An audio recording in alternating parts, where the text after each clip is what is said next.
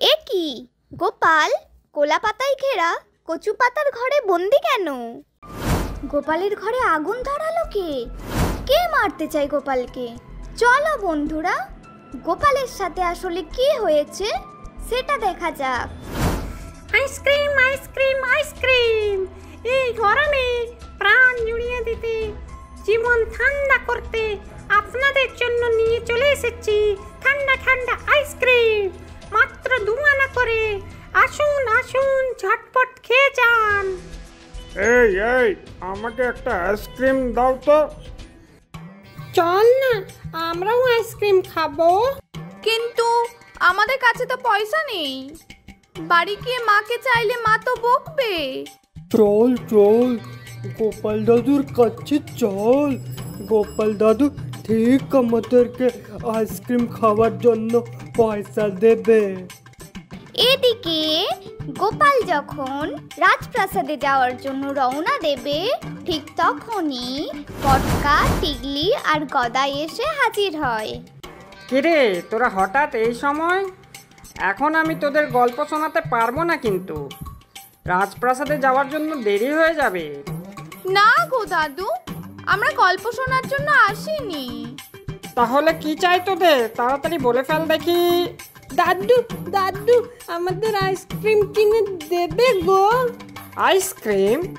Ice cream এখন কোথায় পাবো রে পটকা? নতুন একজন এসেছে আইসক্রিম বিক্রি করতে। চলো না দাদু, আমাদের আইসক্রিম কিনে দেবে।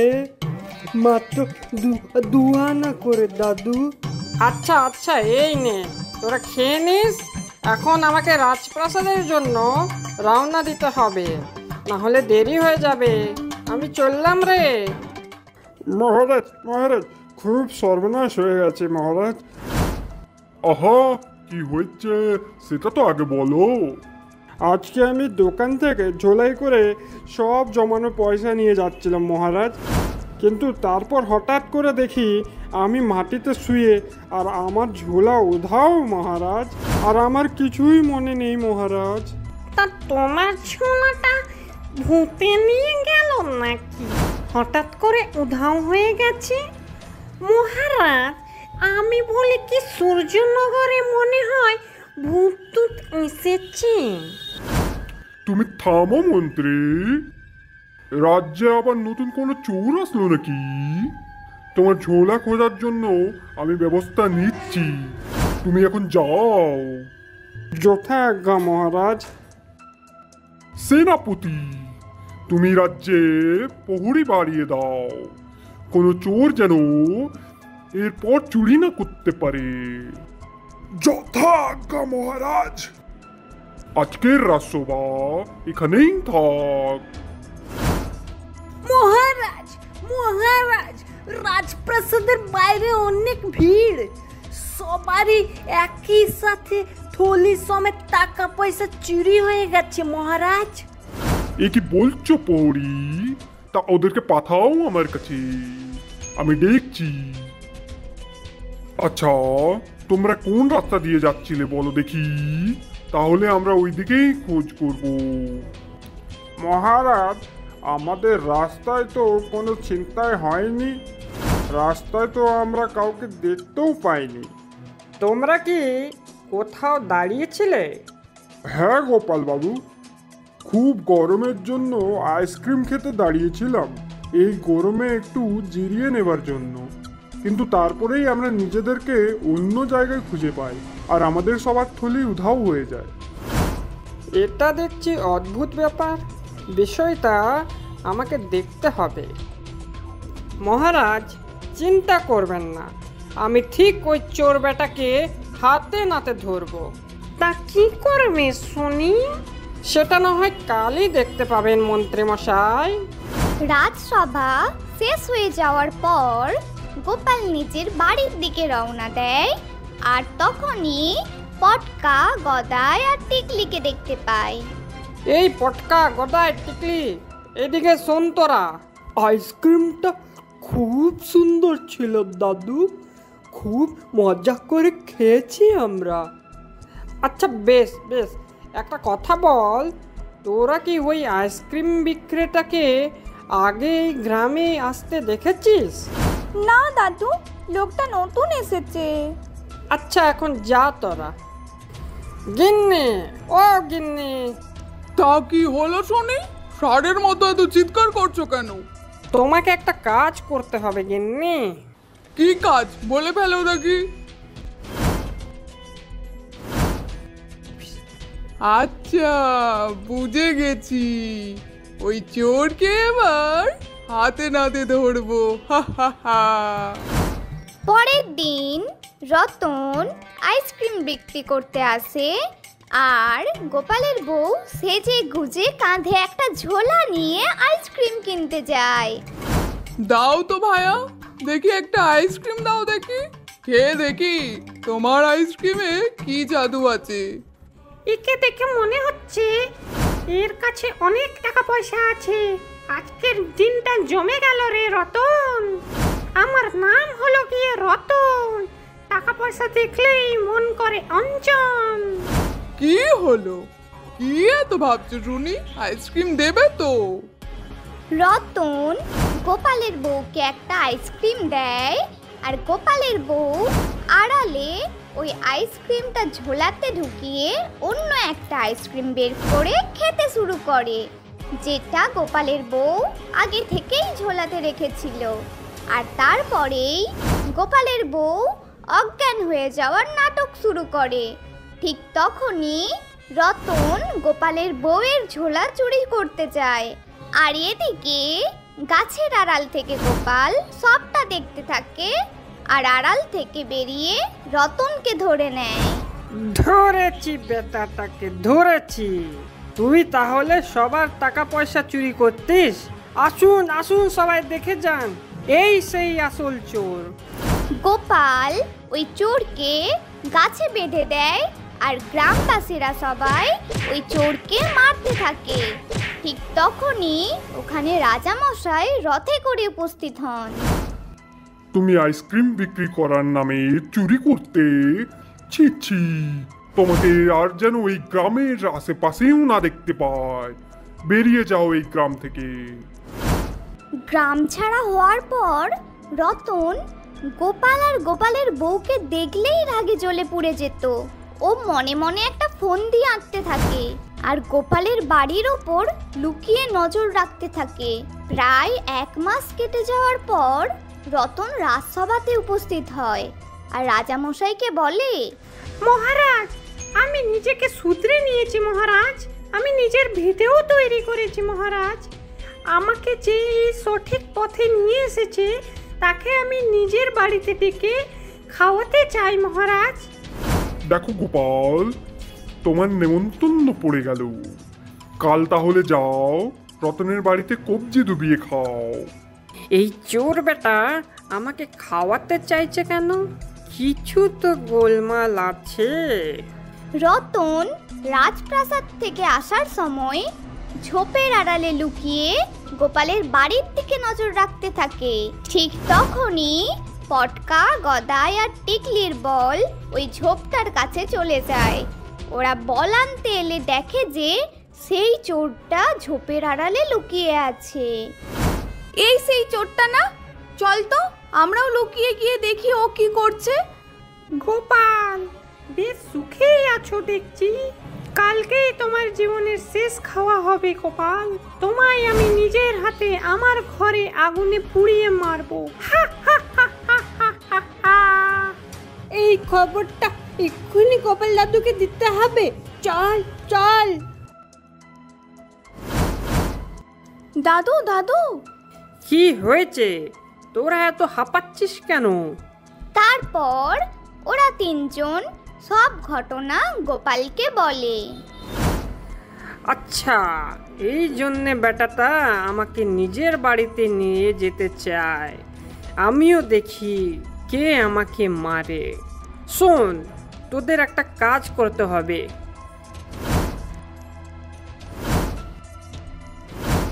ঠিক আছে দাদু। পরের দিন দুপুরে গোপাল ঠিক সময় মতো রতনের বাড়ি পৌঁছে যায়। কি রতন, খাবার দাবার বানিয়েছিস তো? আমি এসে গেছি, সব আয়োজন তৈরি তো?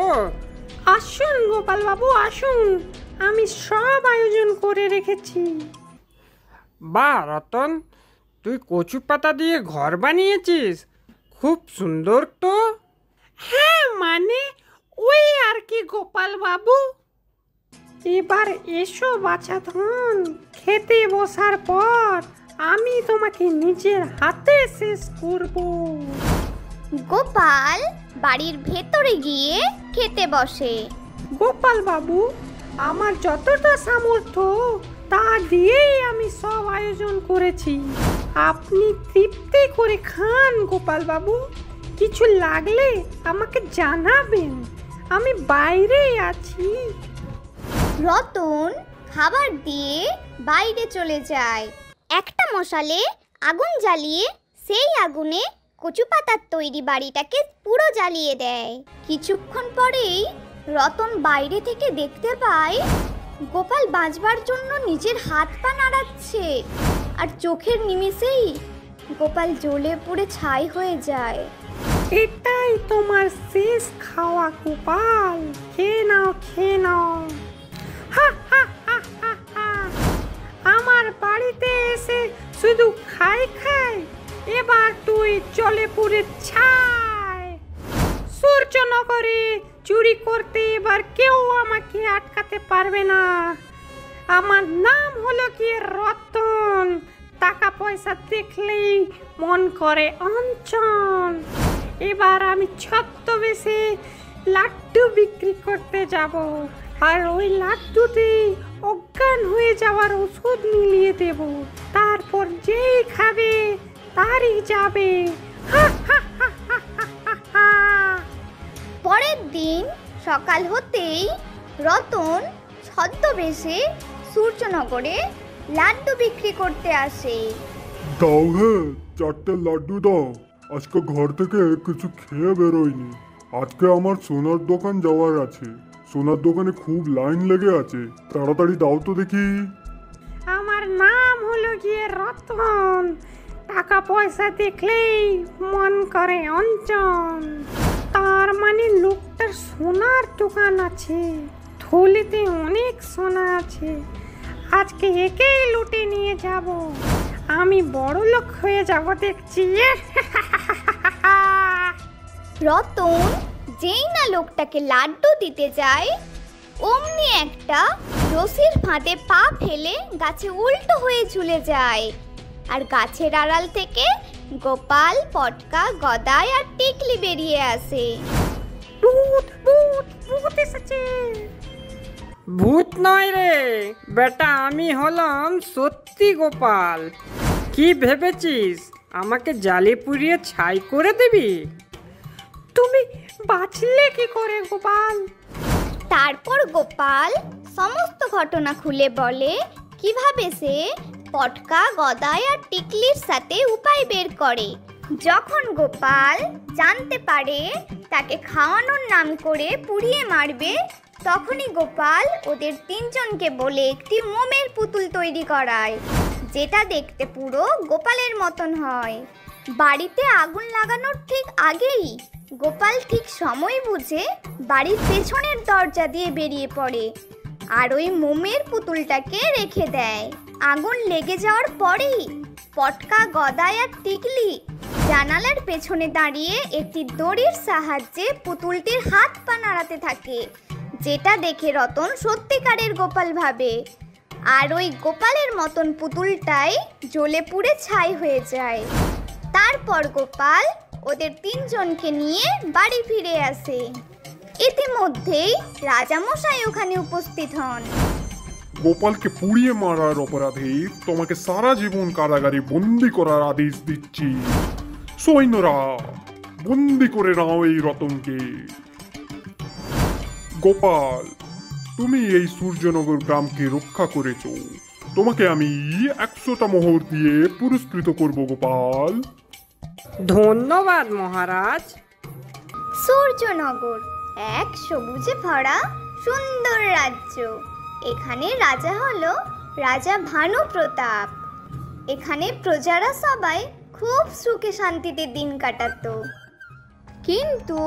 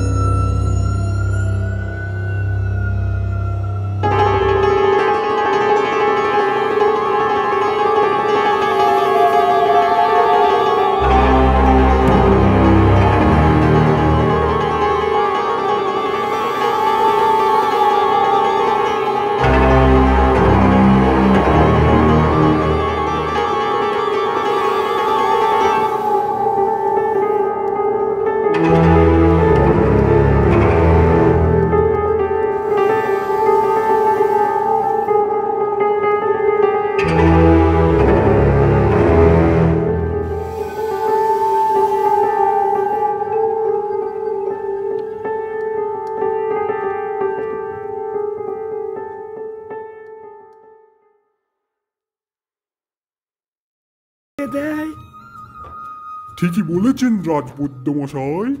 তাহলে রাজমহলে পুজোর আয়োজন করা যাক। বলছি কি মহারাজ, আমাদের রাজ্যে তো কোনো পুরোহিত নেই। বন্যার জন্য সব পুরোহিত অন্য গ্রামে চলে গেছে। পুজোর জন্য তো একটা পুরোহিত লাগবে। তাহলে এক কাজ করো মন্ত্রী, আশেপাশে সব গ্রামে ধাড়া পিটিয়ে দাও, রাজমহলে পুজোর জন্য পুরোহিত লাগবে। আজ্ঞে মহারাজ, আমি আজই পাঠাচ্ছি। এই হলো মিষ্টিপুর গ্রাম। এখানে থাকে আমাদের গল্পের প্রধান হাস্যরসিক চরিত্র শ্রীমান গোবিন্দ নারায়ণ পাল ওরফে গোপাল। চলুন দেখি তাদের বাড়িটা একবার। আরে গো, কাজ কমের বেলায় কিছু নেই আর সারাদিন খাবে আর মজার মতো ঘুমাবে নাকি? কাল থেকে তো খাওয়া দাওয়া জুটবে না দেখছি। ঘরেও তো আর চাল ডালও নেই গো।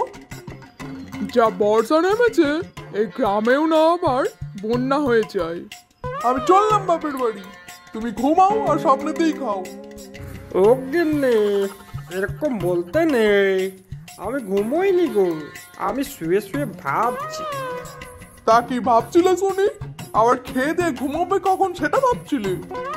আরে না না, ভাবছিলাম তোমাকে রুই মাছের ঝোল খাওয়াবো, তার উপায়টাই ভাবছিলাম। ও মা, তাই নাকি? তা কাজকর্ম নেই, টাকা পয়সা নেই, রুই মাছটা কি বাজার থেকে আমার পাতে এসে পড়বে নাকি? কিছু তো কাজও করে উদ্ধারও করো না। এদিকে মন্ত্রী মশাই মিষ্টিপুর গ্রামেও ঢেড়া পেটাতে বলে দিয়েছেন। চলো চলো চলো, সূর্যনগরের রাজা ভানু প্রতাপের আদেশ, রাজমহলে লক্ষ্মী পুজো করা হবে। যে পুরোহিত মশাই রাজ্যে রাজ পুজোটাকে ভালো করে করতে পারবে, রাজা মশাই তাকে নিজের হাতে 100টা মোহর দিয়ে পুরস্কৃত করবে। দেখেছ গিন্নি, টাকা নিজের পায়ে চলে এসেছে। এবার দেখো আমি কি করি। হ্যাঁ গো, তুমি যাবে রাজমহলের পুজোটা করতে? কিন্তু ওই রাজ্যে তো বন্যা হয়ে গেছে গো, তুমি যেতে পারবে? এবার তুমি দেখো গিন্নি, এই গোপাল পণ্ডিতের কামাল। পরের দিন গোপাল পণ্ডিত রাজমহলের জন্য রওনা দেয়। এদিকে রাজামশাই সভাতে চিন্তিত হয়ে বসে আছেন। ও মন্ত্রী, এখনো তো কোনো পণ্ডিত এলো না, এবার কি হবে?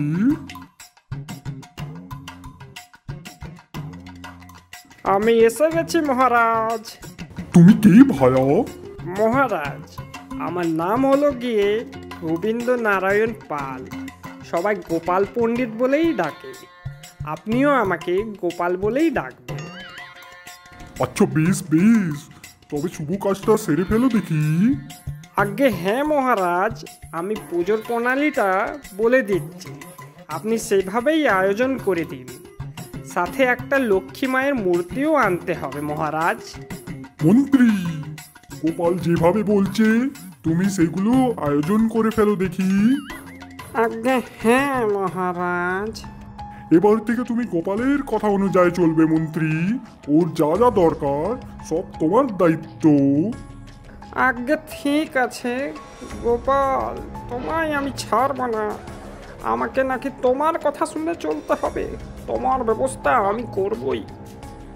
মন্ত্রী মশাই কিছু সৈন্যদের নিয়ে বৃষ্টিতে ভিজে ভিজে লক্ষ্মী ঠাকুরের মূর্তি নিয়ে আসে আর পুজোর ফুল ফল নিয়ে আসে। মহারাজ, সব আয়োজন করে দিয়েছি, ফুল ফল আর লক্ষ্মী মার মূর্তিও নিয়ে চলে এসেছি, প্রাসাদের পুজোর ঘরে রেখে দিয়ে এসেছি মহারাজ। বেশ বেশ, খুব ভালো। তাহলে গোপাল, তুমি কাল সূর্য উদয়ের সাথে পুজোর শুরু করে দাও, যেন এই রাজ্য থেকে বন্যা চলে যায়।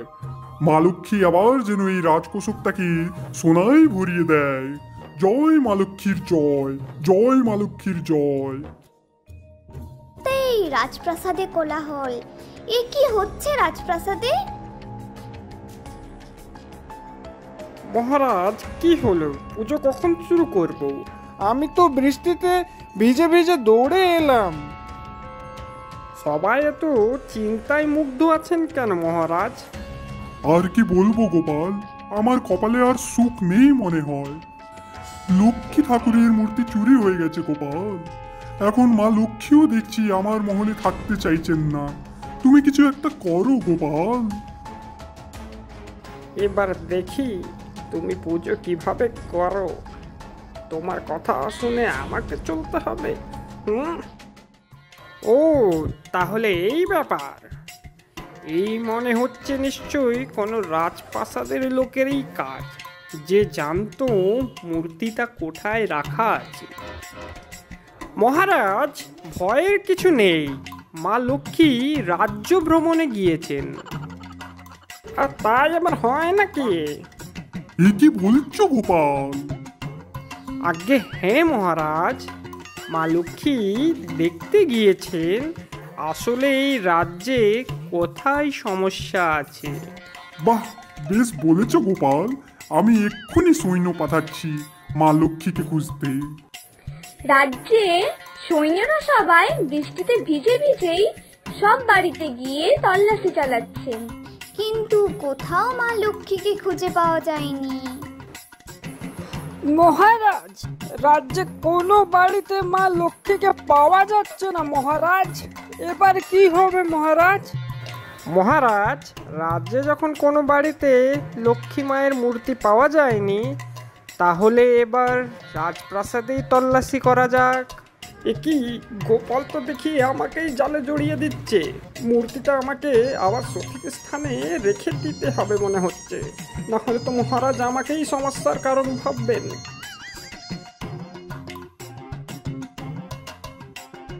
মহারাজ, মহারাজ, মা লক্ষ্মী পুজোর ঘরে ফিরে এসেছে। কি বলছো কি? দেখেছেন মহারাজ, মা লক্ষ্মী রাজ্য ভ্রমণ করে ফিরে এসেছেন। আমার পুজোতে এবার বৃষ্টিও থামবে আর আপনার রাজকোষকেও লক্ষ্মীর ভান্ডার উতলে পড়বে।